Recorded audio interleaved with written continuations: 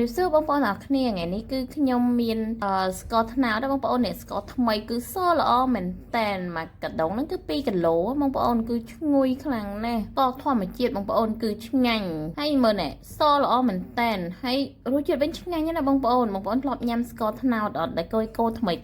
គឺឆ្ងាញ់មែនតែនក្លិនវិញគឺឡើងឈ្ងុយមែនតែនបងប្អូនកំងគេបានស្ករល្អអញ្ចឹងទៅក៏នឹកឃើញចង់ឆឹងបត្រីបងប្អូនដោយសារម៉ាក់ខ្ញុំចូលចិត្តញ៉ាំបត្រីឆឹងមែនតែនហើយបានបត្រីទុំដែលគេហាលអាហ្នឹងគឺទុកបានយូរបងប្អូនយើងទិញច្រើនមកគឺយើងទុកអញ្ចឹងទៅចង់ញ៉ាំគឺយើងយកខ្លះយកមកលាងទឹកត្រាំឲ្យស្អាតយកទៅឆឹងគឺឆ្ងាញ់សោះប្រហែលយើងអាចហាលទុកបានណាបងប្អូនដោយសារបត្រាហ្នឹងគឺវាទុំល្អខ្លាំងណាស់ឥឡូវខ្ញុំទិញមកគឺខ្ញុំធ្វើទាំងអស់តែម្ដង1គីឡូ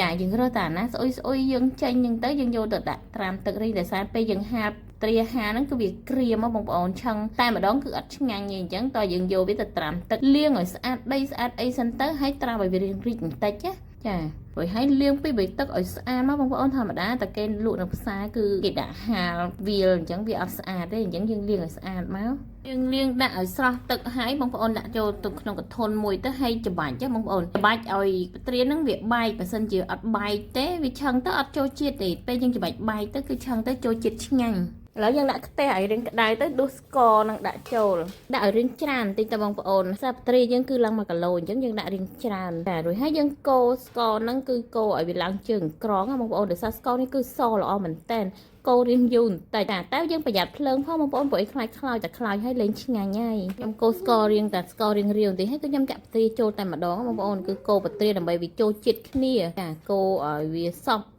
ជាមួយបត្រាអញ្ចឹងហើយគឺខ្ញុំ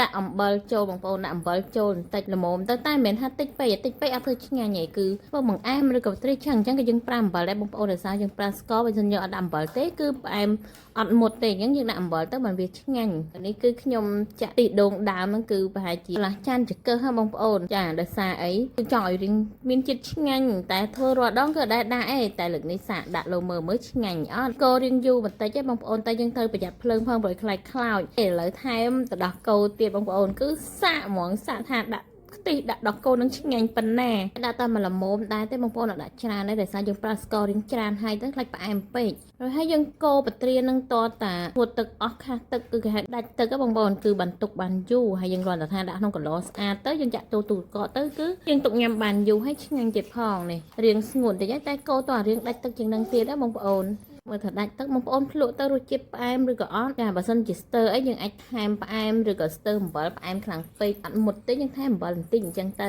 ខ្ញុំមានដូចជាល្មមហើយគឺខ្ញុំអត់ថែមអីទៀតទេបងប្អូនក៏ចង់យើងផ្អែមខ្លាំងពេកណានេះឡនថាពណ៌វាអត់សូវស្អាតទេគឺរសជាតិវិញគឺឆ្ងាញ់ហ្មងបងប្អូនហើយយើងទុកខ្លះសេក្នុងទូទឹកកកអញ្ចឹងទៅគឺញ៉ាំបានយូរនឹកឃើញក៏យកមកញ៉ាំបន្តិចមកហើយមកទៅដាច់ទឹកល្អមែនតែនរួចហើយបងប្អូនយើងគាត់ថាទុកឲ្យត្រជាក់ហើយចាំយើងដាក់ក្នុងប្រអប់ហើយដាក់ចូលទូទឹកកកគឺឆ្ងាញ់ចាសម្រាប់ការឆឹងបត្រារបស់ខ្ញុំគឺមានតែប៉ុណ្្នឹងឯងបងប្អូនទាំងអស់គ្នាតែបងប្អូនធ្វើដូចខ្ញុំអត់គឺខ្ញុំធ្វើបែបហ្នឹងឯងតែសម្រាប់វីដេអូខ្ញុំធ្វើបត្រាហ្នឹងគឺមានតែប៉ុណ្្នឹងឯងបងប្អូនចុងក្រោយហ្នឹងគឺយើងគ្រាន់តែដួសដាក់ក្នុងប្រអប់អញ្ចឹងទៅដាក់ចូលទូទឹកកកទៅរួចរាល់ស្រេចបាត់ហើយបងប្អូនហើយឆ្ងាញ់បងប្អូនមើលទៅតំណងឯងពណ៌មិនសូវស្អាតទេតែរសជាតិវិញគឺឆ្ងាញ់ចាប្រសិនបើមានកំហុសខុសឆ្គងត្រង់ចំណុចណាមួយសូមបងប្អូនខន្តីអភ័យទោសសម្រាប់នាងខ្ញុំផងចាអរគុណច្រើនបងប្អូនទាំងអស់គ្នាបាយបាយ